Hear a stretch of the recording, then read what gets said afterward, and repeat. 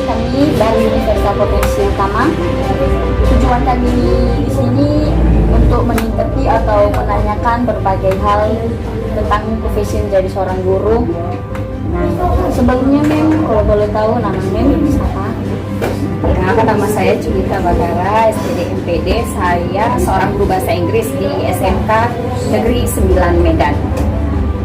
Suami saya juga seorang guru, kita dianugerahi 3 orang. Sejak kapan Mem menjadi guru? Untuk berprofesi sebagai guru, saya sebenarnya di 2011 sudah menjadi guru.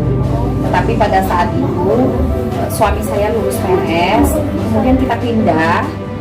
Karena pindah itu saya vakum. Saya benar-benar jadi ibu rumah tangga. Di 2017 kemarin saya mulai fokus lagi mengajar di SMK Negeri 9 Medan sampai sekarang.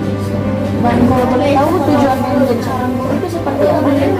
Tujuan saya menjadi seorang guru adalah berbagi ilmu, ya, berbagi pengalaman ilmu kepada peserta didik. Jadi membawa peserta didik kepada suasana belajar yang sebenar-benarnya. Saya ingin anak-anak merasakan benar-benar belajar itu bagaimana. Yang namanya belajar pasti ada gagal, ada kegagalan, ada keberhasilan. Nah, dia menikmati prosesnya. Itu tujuan saya, membawa peserta didik saya itu untuk menikmati proses belajar. Baik, Mem, izinkan saya untuk menanyakan hal-hal yang sedikit sensitif. Pertama itu masalah yang menghadapi ketika mengajar itu apa sih, Mem? Untuk masalah pasti banyak ya, tetapi yang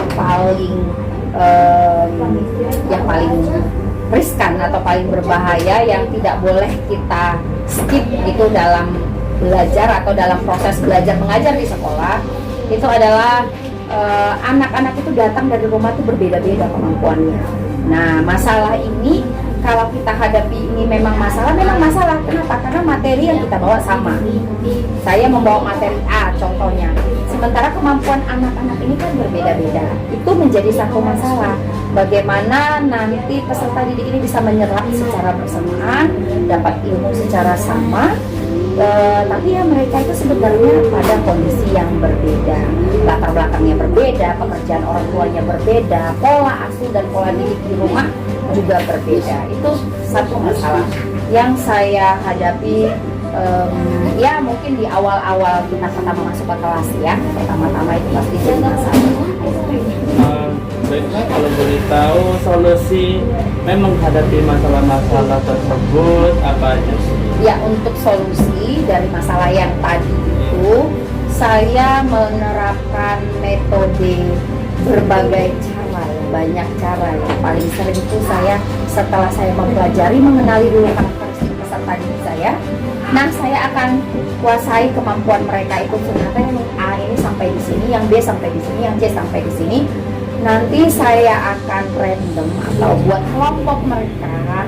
Yang pintar tuh gabung sama yang kurang, atau yang melambat dia mengerti. Sehingga mereka bisa jadi peer teaching, membantu temannya, dan tujuan pembelajaran itu dapat tercapai begitu. Jadi kalau yang kurang sama yang kurang kan nanti jadi nggak dapet gitu. Yang pintar sama yang pintar ya mungkin cepat gitu. Tapi kan tujuannya kita semuanya mendapat hak yang sama, mendapat pengertian, mendapat pengetahuan yang sama.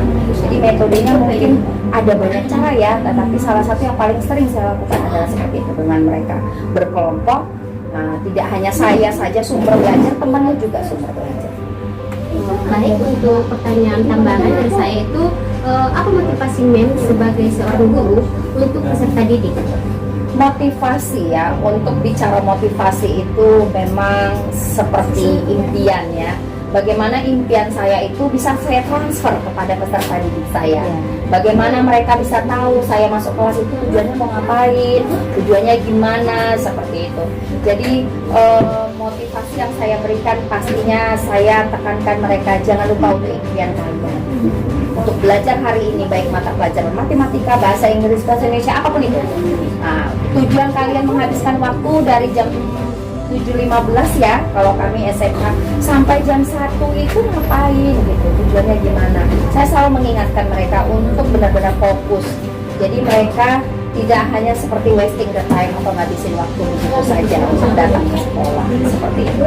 Nah, baik, untuk pertanyaan terakhir dari kalian bertiga itu, harapan men kedepannya itu sebagai guru itu untuk peserta didik itu Untuk harapan saya seperti masalah yang tadi saya sampaikan dan juga solusi yang saya terapkan, memang harapan saya setiap peserta didik untuk di negeri itu 36 siswa. Di 36 siswa, 35 siswa itu pasti mereka itu dengan latar belakang yang berbeda seperti yang saya katakan tadi.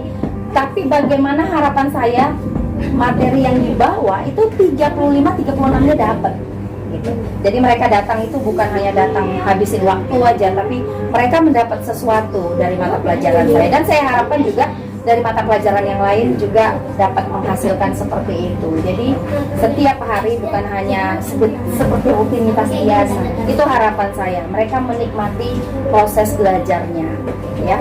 Baik itu gagal atau berhasil, itu juga semua proses dalam pembelajaran. Itu harapan saya.